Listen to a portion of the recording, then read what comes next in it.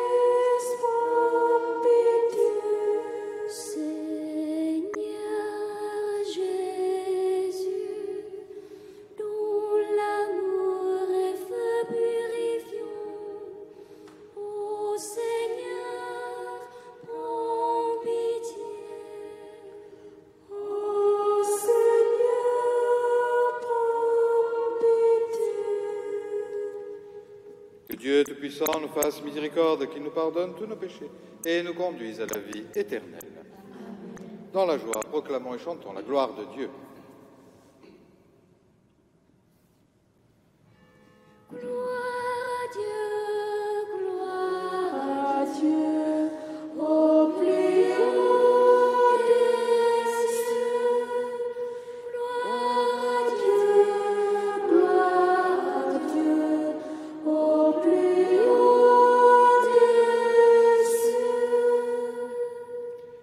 Paix sur la terre aux hommes qui l'aiment.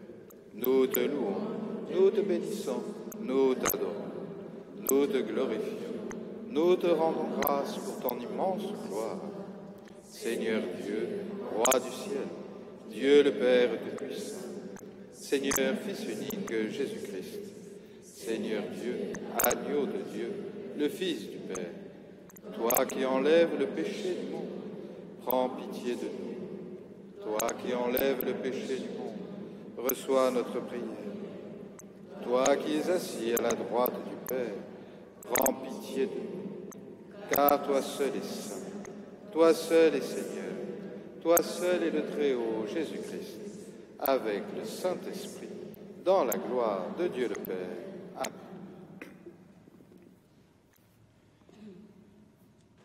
Prions le Seigneur.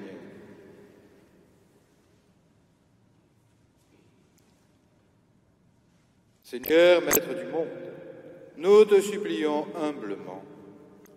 Permets que l'apôtre Saint André, après avoir évangélisé et guidé ton Église, ne cesse d'intercéder pour nous. Par Jésus-Christ, ton Fils, notre Seigneur et notre Dieu, qui vit et règne avec toi dans l'unité du Saint-Esprit, Dieu, pour les siècles des siècles.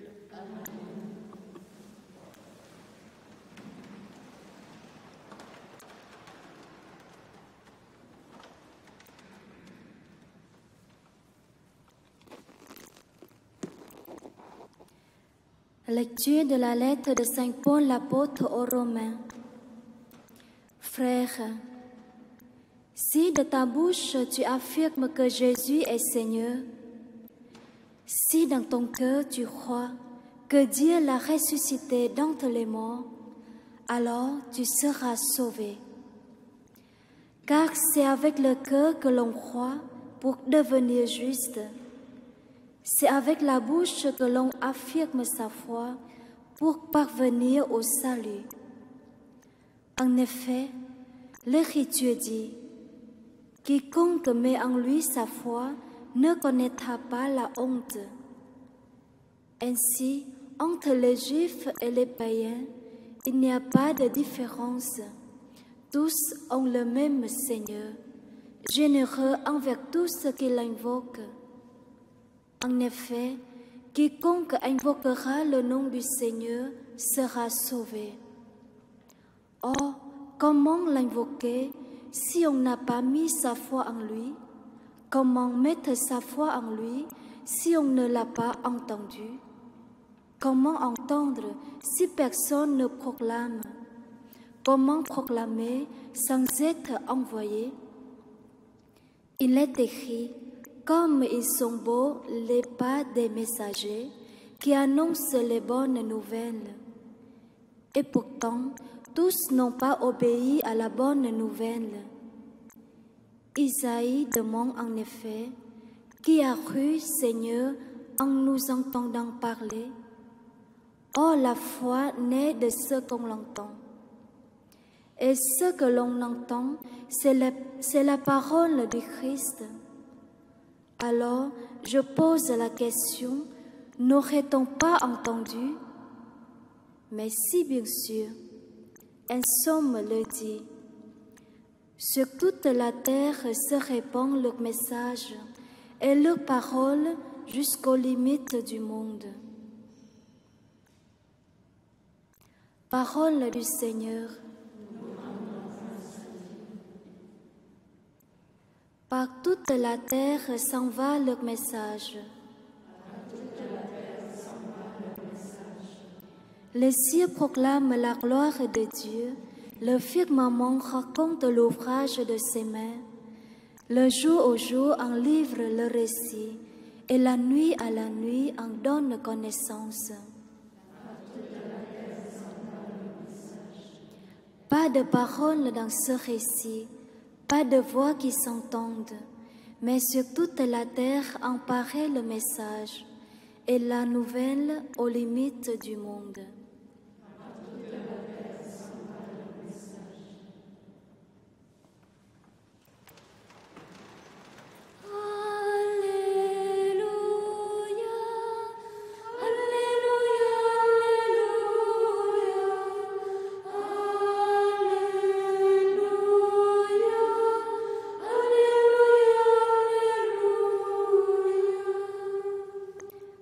Venez à ma suite, dit le Seigneur, et je vous ferai pêcheurs d'hommes.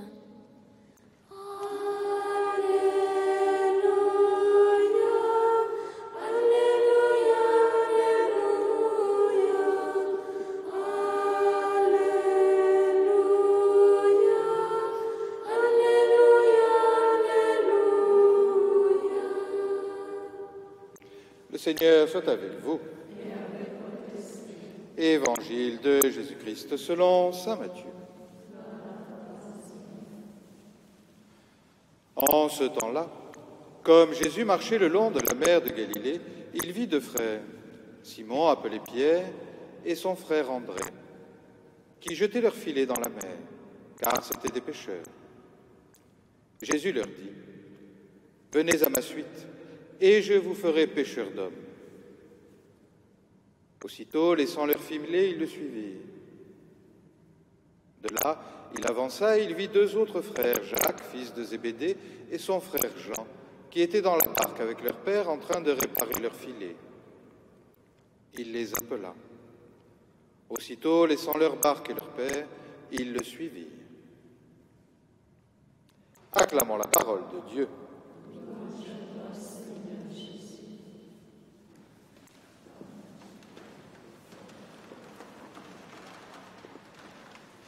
Chers amis, frères et sœurs, nous célébrons donc aujourd'hui Saint André, l'occasion de souhaiter une bonne fête à tous les Andrés et à toutes les Andrées aussi. Et l'occasion pour nous de revenir sur la figure de l'apôtre. Les fêtes d'apôtres sont toujours des fêtes chères à notre cœur parce qu'elles nous replongent dans la mission de l'Église. Les apôtres, qui n'étaient que 12, ont été, par la force de l'Esprit, répandus à travers le monde de l'époque de Jésus, afin d'évangéliser, d'annoncer la bonne nouvelle du salut. Ils sont allés là où l'Esprit les a guidés, là où l'Esprit les a envoyés pour annoncer à ceux qui ne connaissaient pas Dieu, à ceux qui avaient une fausse idée de Dieu, à ceux qui, de toute façon, avaient besoin de Dieu, que le Seigneur était là, que le Seigneur les aimait, que le Seigneur voulait les sauver.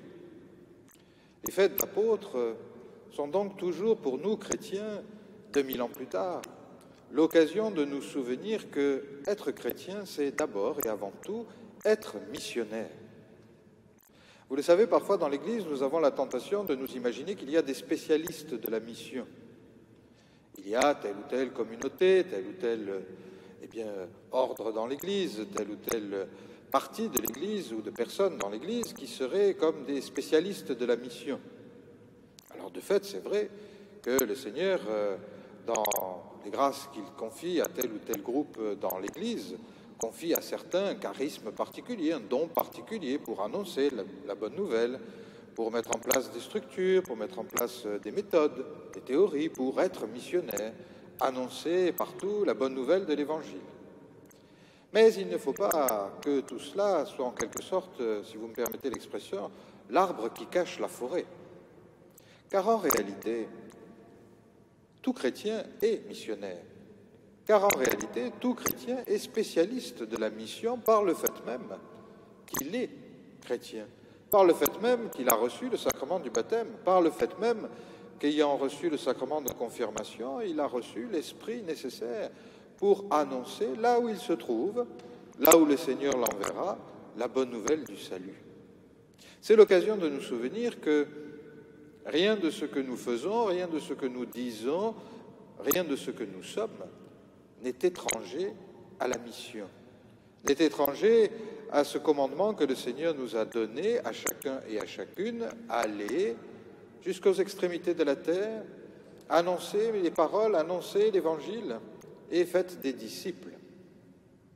Ce que les apôtres ont reçu d'une manière si particulière, qui leur est propre parce qu'ils sont apôtres et qu'ils sont ceux sur lesquels l'Église s'est construite et que l'Église est édifiée encore aujourd'hui sur leur prière et leur intercession, ce que le Seigneur a confié de cette manière spécifique pour les apôtres, en réalité, il nous l'a donné aussi à notre manière, là où nous sommes, à chacun et à chacune d'entre nous. Tous, nous avons reçu la mission d'annoncer la bonne nouvelle. Mais comment comprendre cela pour nous, pour le baptisé, j'allais dire, le baptisé normal, entre guillemets, si vous me permettez là encore cette expression? Comment le comprendre? Eh bien, nous le comprenons lorsque nous saisissons que, au fond, être chrétien, c'est manifester la présence du Christ partout là où nous sommes. C'est faire en sorte que le Christ soit là où je suis. C'est faire en sorte que ce que je dis, ce que je fais, ce que je montre, ma façon d'agir, ma façon d'être, tout cela doit manifester la présence du Christ. Tout cela doit être présence du Christ. Il nous faut donc ne faire plus qu'un avec lui, afin que nos actes, nos gestes, nos paroles, parfois même nos regards, soient missionnaires. C'est-à-dire qu'ils annoncent celui qui vient, ils annoncent celui qui aime, ils annoncent celui qui veut sauver tous les hommes. Oui, les fêtes d'apôtres sont pour nous l'occasion de nous souvenir que cet aspect de notre vie qui est l'aspect de l'annonce de l'Évangile, de l'annonce de la bonne nouvelle, n'est pas un aspect périphérique, n'est pas une option, n'est pas quelque chose qui est presque comme à côté de nous, mais c'est au plus profond de nous. Dans cette ressemblance avec le Seigneur, dans cette ressemblance avec ce que le Christ lui-même a accompli, nous comprenons que chacun de nous, là où il est missionnaire. Et au fond, lorsque notre Saint-Père le Pape nous dit que nous devons vivre dans une Église ouverte, dans une Église qui va aux périphéries, nous devons comprendre une chose très simple, c'est que la périphérie qui a besoin de cette annonce de l'Évangile, elle ne se trouve pas nécessairement très loin de nous. Elle ne se trouve pas nécessairement à des milliers de kilomètres de nous, mais qu'elle se trouve tout à côté de nous. Elle se trouve parfois dans nos immeubles, dans nos familles. Elle se trouve parfois dans notre communauté d'amis qui ne connaissent pas le Christ, à qui nous n'osons pas dire le Christ, à qui nous n'osons pas annoncer la bonne nouvelle. Peut-être parce que nous avons peur de leur réaction, nous ne voulons pas les choquer, les embêter, les ennuyer. Mais en réalité, les extrémités du monde vers lesquelles le Seigneur nous envoie, les extrémités du monde vers lesquelles le Seigneur nous appelle, elles sont là, tout à côté de nous. Elles sont là, plus proches de nous que jamais, même d'une certaine manière, dans la société dans laquelle nous vivons.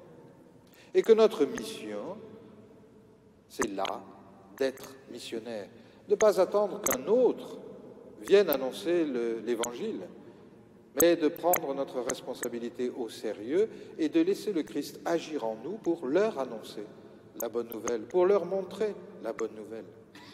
Il n'est pas forcément nécessaire de faire des cours de catéchisme, mais il est nécessaire d'être.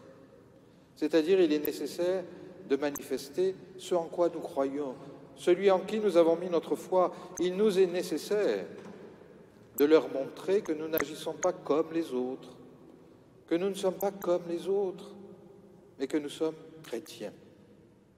Alors ça peut prendre du temps, cela demande de la persévérance, cela demande même d'une certaine manière une certaine forme d'opiniâtreté, mais c'est essentiel, parce que c'est ce qui nous fait vivre.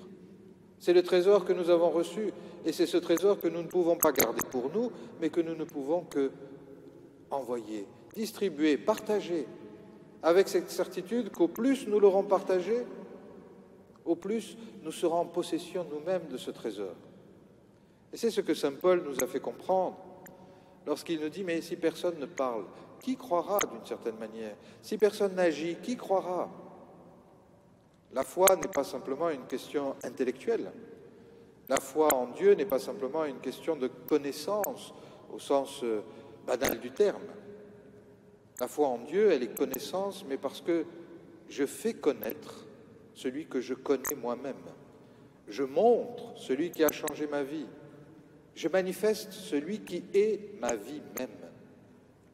Et c'est cela à quoi le Seigneur nous appelle chaque jour, jour après jour. Aujourd'hui, dans notre monde, comme le disait saint Paul VI, ce dont le monde a besoin, ce n'est pas de docteurs, c'est de témoins. Eh bien, nous sommes ces témoins. Nous sommes ces savants du témoignage. Nous sommes ces savants de la vie chrétienne. Nous n'avons pas à avoir peur de chercher nos mots, de savoir comment nous pourrons annoncer les choses. Il nous suffira simplement d'être. C'est simple. Il nous suffit de laisser le Christ agir en nous. Il nous suffit de laisser l'Esprit Saint agir en nous. Il nous suffit tout simplement d'être. Et si nous sommes, alors nous sommes missionnaires. Si nous sommes, alors nous annonçons la bonne nouvelle du salut. Si nous sommes ce que nous sommes, eh bien nous pouvons montrer au monde le visage du Christ. Alors, chers amis, frères et sœurs, en ce jour de fête d'apôtres, nous qui avons aussi été envoyés, nous qui sommes aussi missionnaires, demandons par l'intercession de saint André et de tous les apôtres cette grâce de nous souvenir que nous aussi, nous sommes faits pour annoncer la bonne nouvelle, que nous aussi, nous pouvons annoncer la bonne nouvelle, et qu'en union avec le Christ, nous aussi, nous pouvons témoigner, devenir martyrs au sens propre du terme, des témoins de la bonne nouvelle, des témoins du salut, des témoins de son amour. C'est un grand réconfort, c'est une grande joie, parce que cela ne dépend pas de nous, mais cela dépend du Christ. C'est lui qui a vaincu le monde, c'est lui qui nous donne la force, et si nous sommes en union avec lui, rien ne nous sera impossible de ce que nous imaginions peut-être être impossible. Alors soyons tous missionnaires, soyons tous témoins, manifestons à ce monde, l'amour qu'il attend sans le savoir, l'amour dont il a tellement besoin sans le savoir peut-être aussi, mais dont nous avons besoin de le lui annoncer. Amen.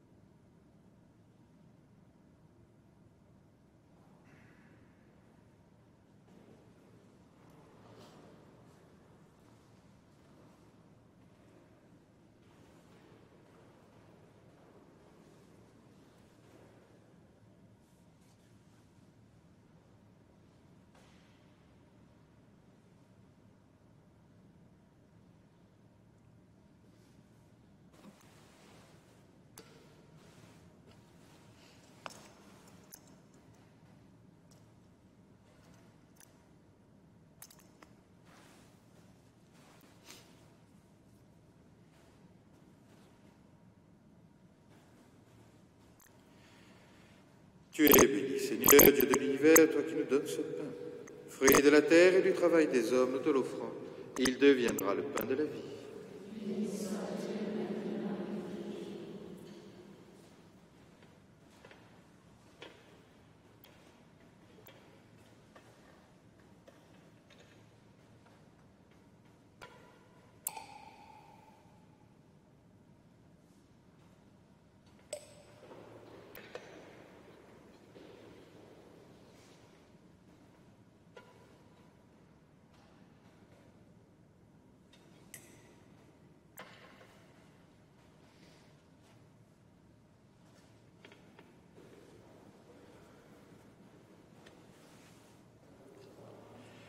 Tu es béni, Seigneur, Dieu de l'univers, toi qui nous donnes ce vin, fruit de la vigne et du travail des hommes, nous te l'offrons, et il deviendra le vin du royaume éternel.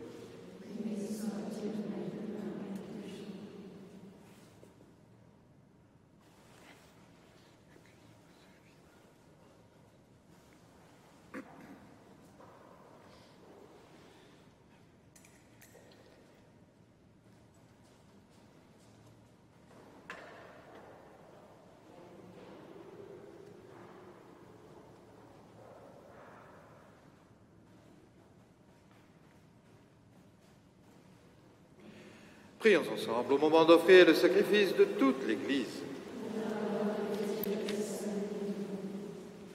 Dieu Tout-Puissant, accorde-nous de pouvoir te plaire par les offrandes que nous te présentons en la fête de Saint-André.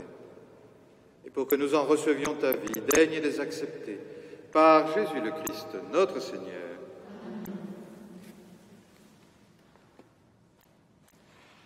Le Seigneur soit avec vous. Élevons notre cœur. Rendons grâce au Seigneur notre Dieu. Vraiment, il est juste et bon de te rendre gloire, de t'offrir notre action de grâce, toujours et en tout lieu, à toi, Père très saint, Dieu éternel et tout-puissant. Tu n'abandonnes pas ton troupeau, pasteur éternel, mais tu le gardes par les apôtres sous ta constante protection. Tu le diriges encore par ces mêmes pasteurs qui le conduisent aujourd'hui au nom de ton Fils.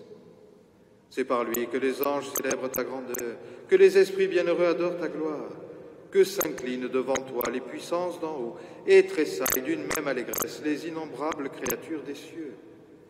À leur hymne de louange, laisse-nous joindre nos voix pour chanter et proclamer.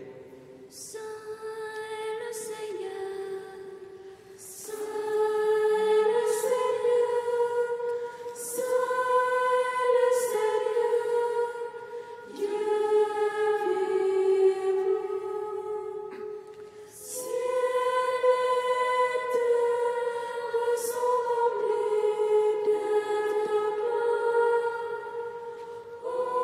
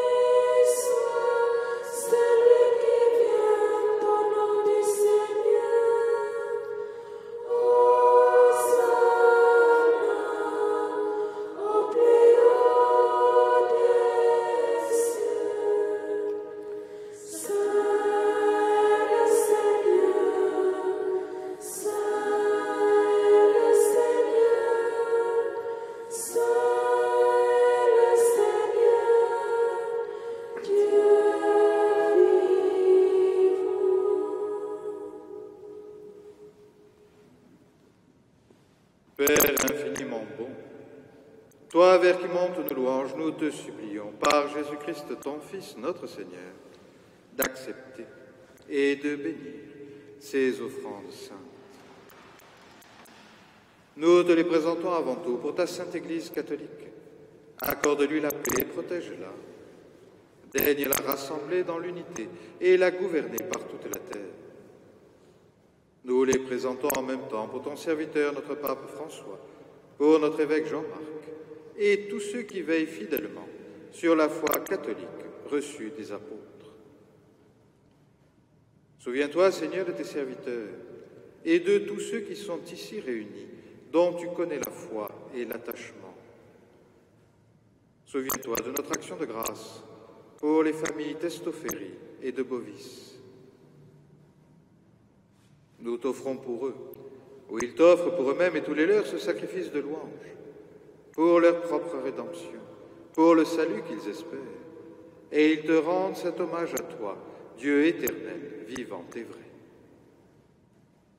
Dans la communion de toute l'Église, nous voulons nommer en premier lieu la bienheureuse Marie, toujours vierge, mère de notre Dieu et Seigneur Jésus-Christ, Saint Joseph, son époux, les saints apôtres et martyrs, Pierre et Paul, André, Jacques et Jean, Thomas, Jacques et Philippe, Barthélemy et Matthieu, Simon et Jude, L'inclé, Clément, Sixte, Corneille et Cyprien, Laurent, Chrysogone, Jean et Paul, Côme et Damien, et tous les saints.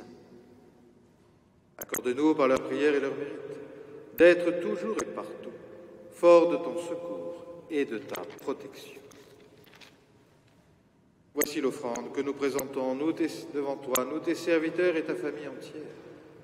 Dans ta bienveillance, accepte-la. Assure toi-même la paix de notre vie. Arrache-nous à la damnation éternelle et reçois-nous parmi tes élus. Sanctifie pleinement cette offrande par la puissance de ta bénédiction. Rends-la parfaite et digne de toi, qu'elle devienne pour nous le corps et le sang de ton Fils bien-aimé, Jésus-Christ, notre Seigneur. La veille de sa passion, il prit le pain dans ses mains très saintes, et les yeux levés au ciel vers toi, Dieu son Père Tout-Puissant. En te rendant grâce, il le bénit, le rompit, et le donna à ses disciples en disant : Prenez et mangez-en tous. Ceci est mon corps livré pour vous.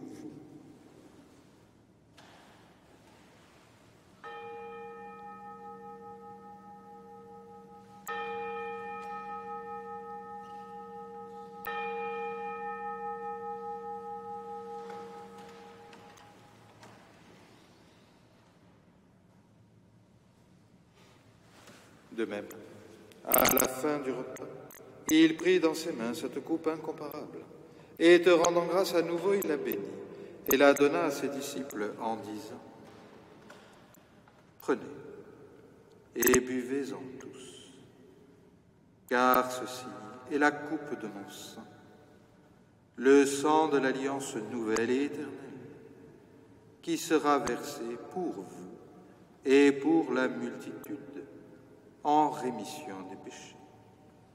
Vous ferez cela en mémoire de moi.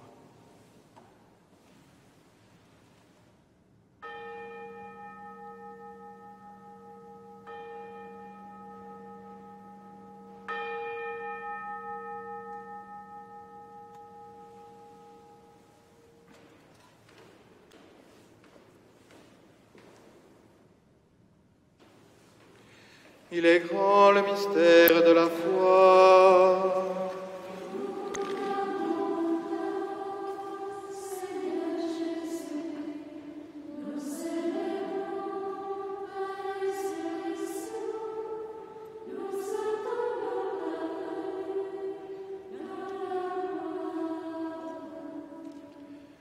C'est pourquoi nous aussi, tes serviteurs et ton peuple saint avec nous, faisant en mémoire de la passion bienheureuse de ton Fils, Jésus-Christ notre Seigneur, de sa résurrection du séjour des morts et de sa glorieuse ascension dans le ciel, nous te présentons, Dieu de gloire et de majesté, cette offrande, prélevée sur les biens que tu nous donnes, le sacrifice pur et saint, le sacrifice parfait, pain de la vie éternelle et coupe du salut. Et comme il t'a plu d'accueillir les présents d'Abel le juste, le sacrifice de notre père Abraham et celui que t'offrit Melchisédek, ton grand prêtre, en signe du sacrifice parfait, regarde cette offrande avec amour et dans ta bienveillance, accepte-la. Nous t'en supplions, Dieu Tout-Puissant, qu'elle soit portée par ton ange en présence de ta gloire sur ton autel céleste, afin qu'en recevant ici, par notre communion à l'autel, le corps et le sang de ton Fils, nous soyons comblés de ta grâce et de tes bénédictions. Souviens-toi de tes serviteurs, souviens-toi particulièrement de Robert Ziliara, qui nous ont précédés, marqués du signe de la foi et qui dorment dans la paix. Pour eux et pour tous ceux qui reposent dans le Christ, nous implorons ta bonté, qu'ils entrent dans la joie, la paix et la lumière. Et nous, pécheurs, qui mettons notre espérance en ta miséricorde inépuisable, admets-nous dans la communauté des bienheureux apôtres et martyrs, de Jean-Baptiste, Étienne, Matthias et Barnabé, Ignace, Alexandre, Marcelin et Pierre, Félicité, Perpétue, Agathe, Lucie, Agnès, Cécile, Anastasie et de tous les saints. Accueille-nous dans leur compagnie, sans nous juger sur le mérite, mais en accordant ton pardon par Jésus-Christ notre Seigneur. Car c'est par lui que tu ne cesses de créer tous ces biens, que tu les bénis, leur donnes la vie, les sanctifies et nous en fais le don. Par lui, avec lui et en lui, à toi, Dieu le Père Tout-Puissant, dans l'unité du Saint-Esprit, tout honneur et toute gloire pour les siècles des siècles.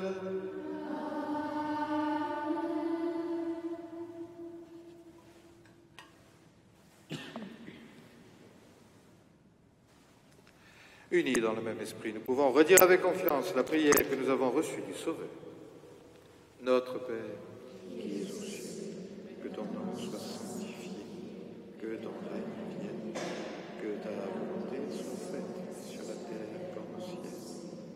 Donne-nous aujourd'hui notre pain de ce jour.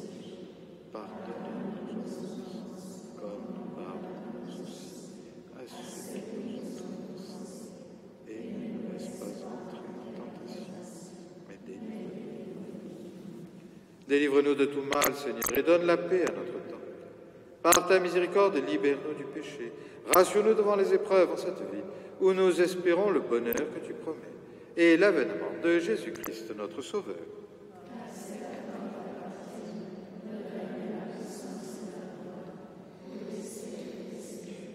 Seigneur Jésus-Christ, tu as dit à tes apôtres, je vous laisse la paix, je vous donne ma paix. Ne regarde pas nos péchés, mais la foi de ton Église. Pour que ta volonté s'accomplisse, donne-lui toujours cette paix, et conduis-la vers l'unité parfaite, toi qui vis et règnes pour les siècles des siècles. Que la paix du Seigneur soit toujours avec vous.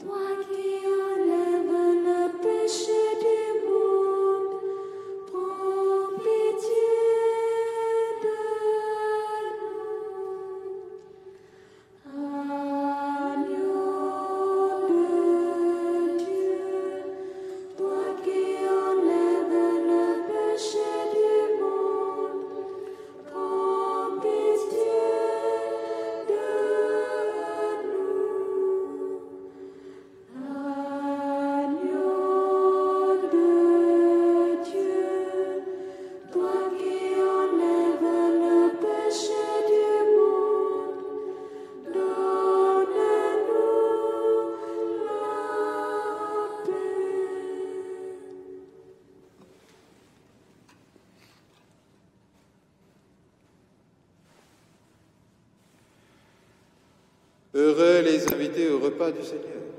Voici l'agneau de Dieu qui enlève le péché du monde.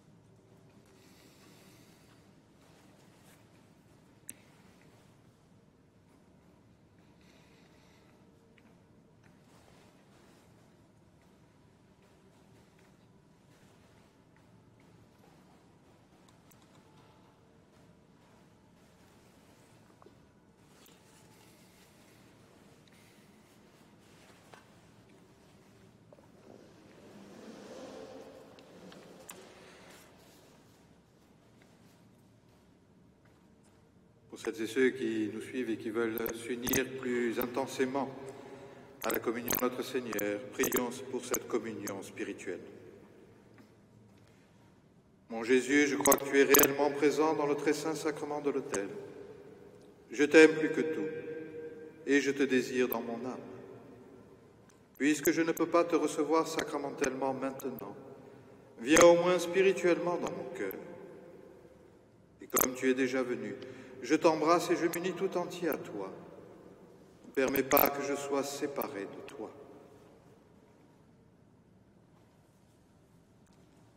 À tes pieds, ô mon Jésus, je me prosterne et je t'offre le repentir de mon cœur contrit, qui s'abîme dans son néant, ta sainte présence.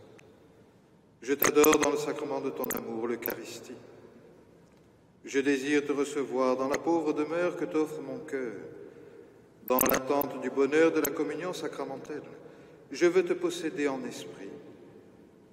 Viens à moi, ô mon Jésus, pour que je vienne à toi.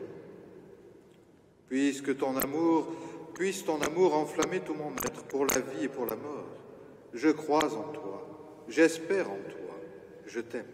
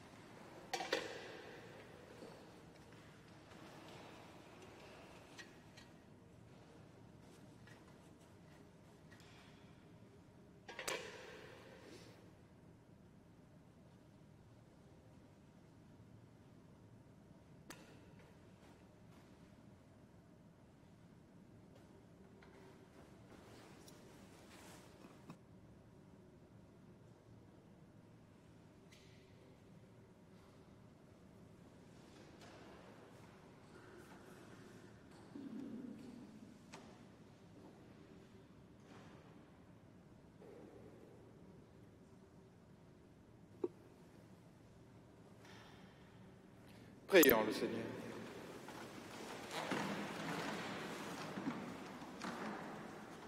Que la communion à ton sacrement nous fortifie, Seigneur, afin qu'à l'exemple de l'apôtre saint André, prenant sur nous la croix de Jésus, nous obtenions de vivre avec lui dans la gloire, lui qui vit et règne pour les siècles des siècles.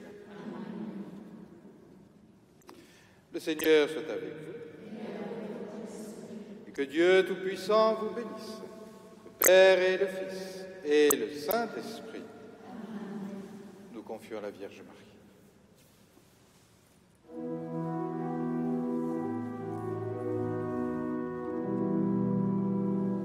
Nous te saluons, ô toi, Notre-Dame, Marie Vierge Sainte, que drape le soleil, couronnée d'étoiles, la lune est sous tes pas. En toi nous est donné l'aurore du salut. Marie est nouvelle, et joie de ton Seigneur. Tu as donné naissance à Jésus le Sauveur. À toi nous sont ouvertes les portes du jardin. Guide-nous en chemin, étoile du matin. Nous te saluons, ô toi, Notre-Dame, Marie Vierge Sainte, que drape le soleil, couronnée d'étoiles, la lune est sous tes pas. En toi nous est donné l'aurore du salut. Notre-Dame de la Garde. Notre-Dame de la Garde. Notre-Dame de la Garde. Allez dans la paix du Christ. Bonne journée à tous et à toutes.